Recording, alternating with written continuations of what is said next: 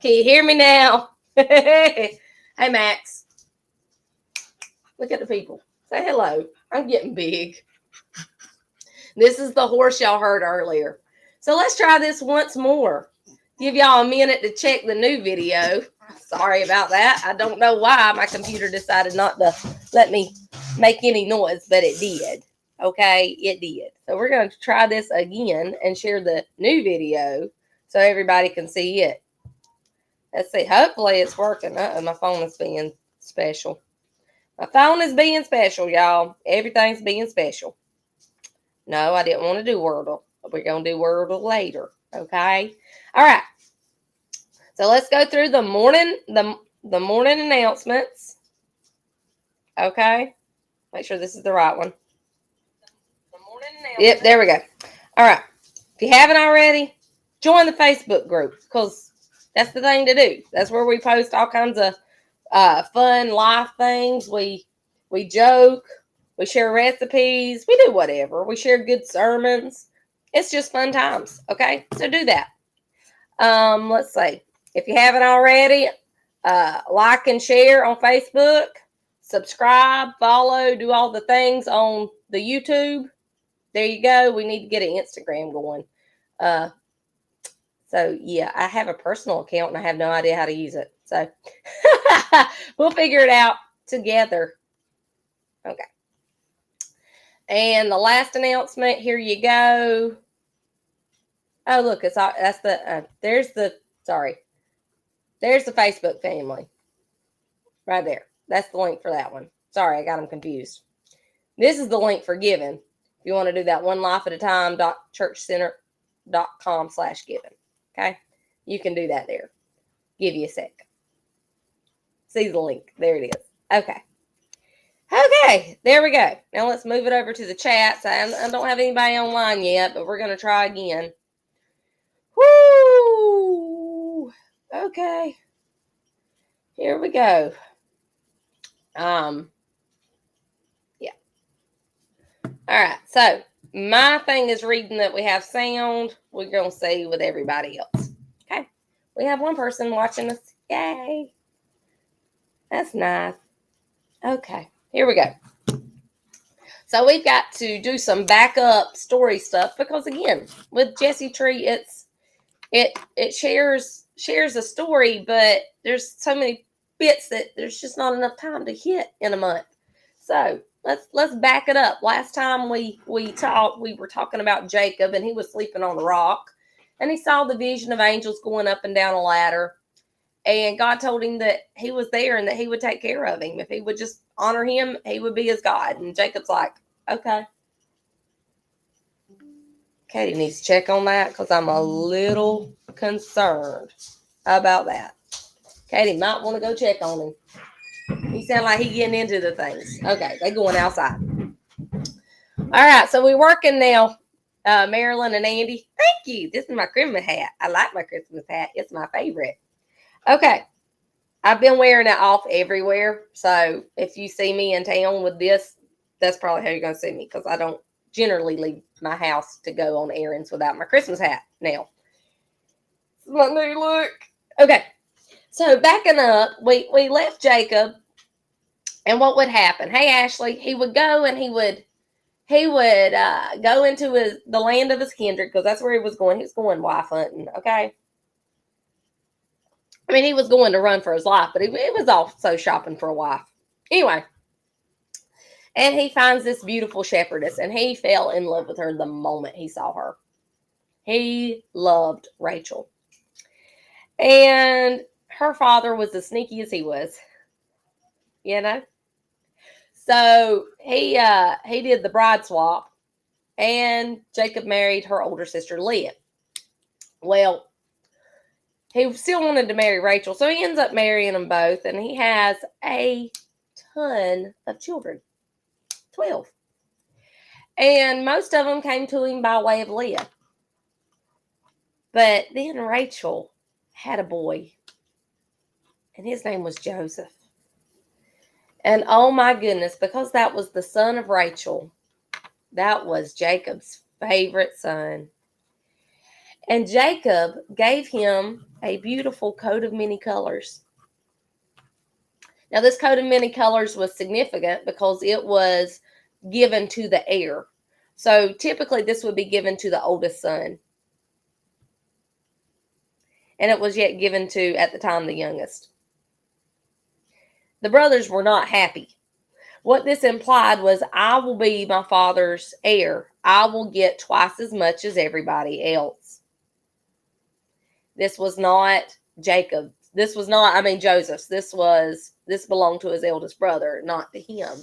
But because this was Daddy's favorite, Daddy was playing favorites. Again, listen. I have never seen playing favorites end well. Okay? Don't play favorites if you have multiple kids. It doesn't end well. It always comes out to bite the one that's your favorite in the butt. I'm just going to go ahead and tell you that. Because they might be your favorite, but they ain't going to be nobody else's. That's how I've seen this end. Don't do this. It's a bad idea. 20 years of children's church, right there. If you have more than one kid, don't play favorites. Anyway, so Joseph, God's hand is on him. And God gives him dreams that his brothers are all going to bow down to him through sheaves of wheat. That's what the dream was. And, the parents were like, oh, look at that. The brothers were ticked off. Joseph was like, I had a dream. Maybe he's young. Maybe he's cocky. Maybe he's just trying to share with them. The Bible doesn't give us the connotation there. But little brother dreaming about all the big brothers bowing down to him, I kind of think there might have been a little bit of in it. Okay? Maybe not, but there could have been. Then he has another dream where 11 stars and the sun and the moon all bow down to him. Now that one upset Jacob because you're going to imply that I'm going to bow to you. Hold up, son. Hold up. Anyway, so Daddy sends Joseph to go spy on the boys because they're not doing what they're supposed to do. So now we're going to pick up in Genesis 31. Genesis, what chapter am I on? Chapter 37, verses 31 through 33. Because we're going to find out what they do. Well, let's back it up. They get aggravated, so they dig a pit. They didn't dig a pit. They found an empty well, and they put Joseph in said empty well. And at first they were going to kill him, but, one of the brothers had some sense and was like, no, don't do that. Well, then they had to figure out what they were going to do with him. Some Ishmaelites were coming to sell, they sold slaves and such. So they sold Joseph to the Ishmaelites as a slave. Bye-bye, Bubba. And then, to really top it off, now they got to come up with a story for Dad because, once you start down this trail, you're going to end up in some bad places. So here's where we're at in 31. So they took Joseph's tunic and they slaughtered a male goat and dipped the tunic in blood. And they sent the varicolored tunic. This is the coat of many colors. I'm in the NASB, by the way. I'm sorry. They sent the varicolored tunic and brought it to their father and said, we found this. Please examine it to see whether it is your son's tunic or not. Notice they didn't call him our brother. Notice they wasn't upset. Your son. Is this your son's? Look at this, Daddy. We've just found this. So many questions. So many questions. That's pretty cold. Lying to their daddy. Selling their brother. They have zero remorse. Then he examined it and said, it is my son's tunic. A wild beast has devoured him. Joseph has surely been torn to pieces.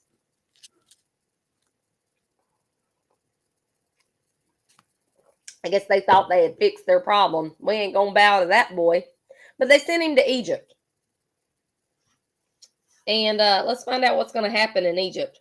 We got to skip quite a bit because there's a long series of events that Joseph went through while he was in Egypt. He became a slave in Potiphar's house, rising to have authority over the whole household. And then Mrs. Potiphar wants to have a little thing on the side with Joseph, and Joseph says no. Now she grabs him by his pants, and he runs out naked. Then she cries foul and has him locked in prison. Boy, God's really blessing Joseph, huh? Joseph didn't do nothing wrong. He refused to do what was wrong, and he's in prison for it. While in prison, he meets two guys, and he has the gift of interpretation of dreams. Hello, Justin. Good morning.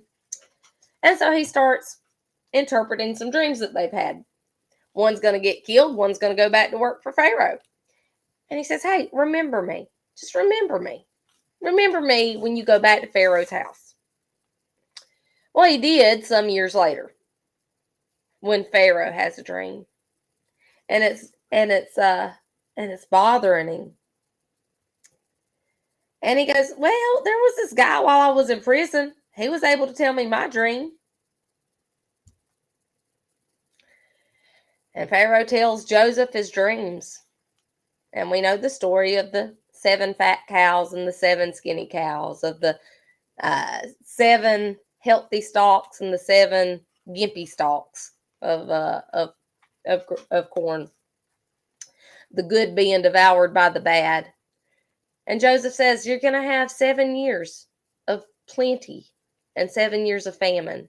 So we need to put up during the years of plenty to give back to the people during the famine. Well, guess what? It happened. Man, famine hit the land and all the nations around, and Joseph made Pharaoh even richer. And people started coming from all over, including his brothers.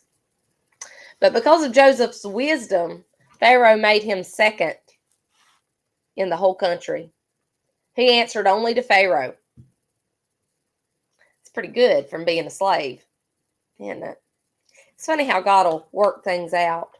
Sometimes when we're in the depth of our prison, God has a divine appointment for us, a connection that we're supposed to make.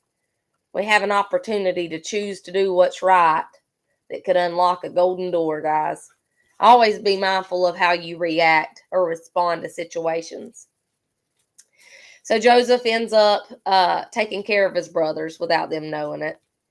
He finds his younger brother, Benjamin, holds him hostage, freaks everybody out.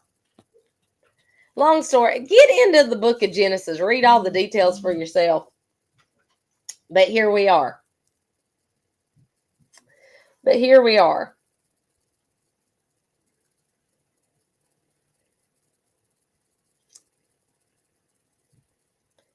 Let's see. Let's read what happened here. This is Genesis 50, 15 through 20. Here we go. When Joseph's brothers saw that their father was dead, because, see, Joseph moved the whole family to Egypt, and they thought that once Daddy died, the gloves were going to come off because they sold that boy to slavery. They had no mercy. They were going to kill him. Okay. They thought maybe Joseph's being nice because of Daddy. What's going to happen when we don't have Daddy to hide behind? So here we go. So when Joseph's brothers saw that their father was dead, they said, what if Joseph bears a grudge against us and pays us back in full for all the wrong which we did to him? Because he done moved them up to Egypt by then. He done set them up. Good places. So they sent a message to Joseph saying, your father charged before he died, saying, thus you shall say to Joseph, please forgive, I beg you, the transgression of your brothers and their sin, for they did you wrong. Did Daddy say that? We don't know. Uh-oh. And now please forgive the transgression of the servants of the God of your father. And Joseph wept when they spoke to him. Then his brothers also came and fell down before him and said, behold, we are your servants. But Joseph said to them, "Do not be afraid, for I am in God's place. For am I in God's place? Am I God? No, I'm not. Don't be afraid of me.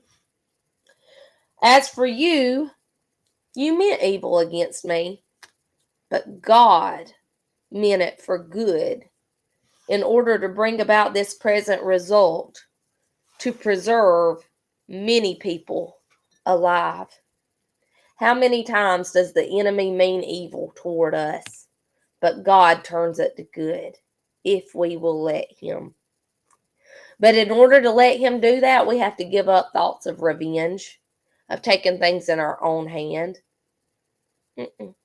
We just have to give that up and grab hold of trusting in the Lord, that he's going to deliver us. Sometimes you're not going to get the answers why.